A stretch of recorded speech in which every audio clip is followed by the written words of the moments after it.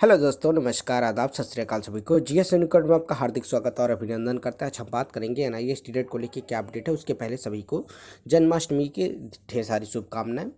और आज बात कर लेते हैं कि क्या जो एनआईएस टीडेट में ट्रांसफ़र पिटीशन और कौशिक दास जी के केस में क्या चीज़ें निकल के सामने आ रही है। जैसा कि आपको बता दें, इस समय थोड़ा सा आपसी मनमुटाव के कारण आपने देखा होगा कि कौशिक दास जी का केस को अलग करने की बात की जा रही है ट्रांसफ़र पिटीशन से।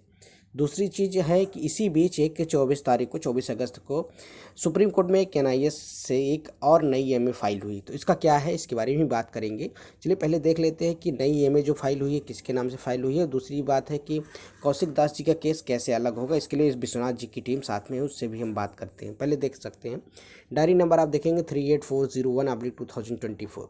ये रश्मि बाला पैरीदा जी हैं जो कि, और अदर्स, उसके बाद यूनियन ऑफ इंडिया अदर्स के। इनकी ये केस फाइल होता है 24/8/2024। कभी इसकी कोई सुनवाई की डेट नहीं लगी, लेकिन उन्होंने केस का नंबर कैसे है, एमए है, मतलब जिसे कहते हैं मिसलेनियस एप्लीकेशन। इस तरह की बात, बहुत सारी बात हो रही थी कि अन्य स्टेट वाली मिसलेनियस एप्लीकेशन के थ्रू सुप्रीम कोर्ट में जुड़ सकते हैं रिव्यू पिटिशन और ट्रांसफर पिटिशन के साथ।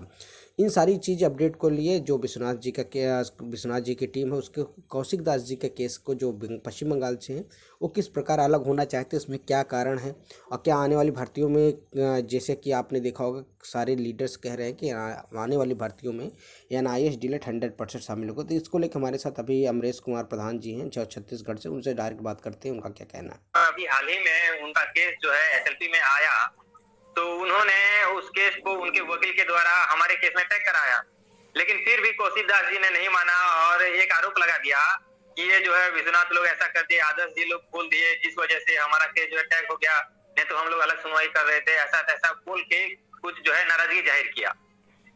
लेकिन हमारी टीम ने जब उसमें रिसर्च किया, सर्च किया, तो वाकई में पाया कि उनका केस थोड़ा अलग ही है, जिससे हमारे टीपी में अगर आ जाते हैं तो उसमें थोड़ा सा हम लोग को ज्यादा मेहनत करना पड़ेगा।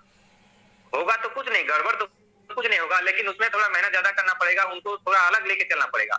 इस वजह से हमारी टीम के द्वारा उनको समझाया गया है कि वो जो है अपना केस को अलग कर लें, जिस वजह से हमारा रास्ता जो है पूरी तरह से क्लियर हो। क्योंकि हम लोग नहीं चाहते, टीम ने जब उसमें रिसर्च किया, सर्च किया, तो वाकई में पाया कि उनका केस थोड़ा अलग ही है, जिससे हमारे टीपी में अगर आ जाते हैं तो उसमें थोड़ा सा हम लोग को ज्यादा मेहनत करना पड़ेगा।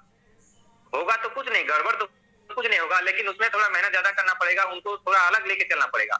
इस वजह से हमारी टीम के द्वारा उनको समझाया गया है कि वो जो है अपना केस को अलग कर लें, जिस वजह से हमारा रास्ता जो है पूरी तरह से क्लियर हो। क्योंकि हम लोग नहीं चाहते कि हमारे साथ कोई ऐसा दूसरा आ जाए जिसमें हम लोग को और मेहनत करना पड़े और हम लोग को उनके लिए जो है ज्यादा लड़ना पड़े। तो इसीलिए उसके केस को हम लोग, हमारी टीम ने जो बोला है आदर्श जी ने, कि वो लोग स्वतः उसको अलग कर लें, या नहीं होगा तो फिर हमारे काला सर जी के द्वारा उसमें एक आईए लगा करके अलग किया जाएगा। इसमें पूर्णतः क्लियर नहीं हो पाया है, लेकिन ऐसा संभावना पूरी तरह से है।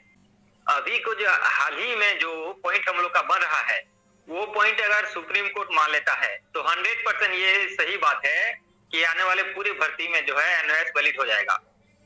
लेकिन क्या है कि अभी का जो मामला चल रहा है वो पिछले पूरे भर्ती को लेकर के चल रहा है, तो इसमें वो 100% श्योर नहीं है कि अगर ये केस कुछ भी होता है तो उसमें जो है सबको शामिल कर लिया जाएगा।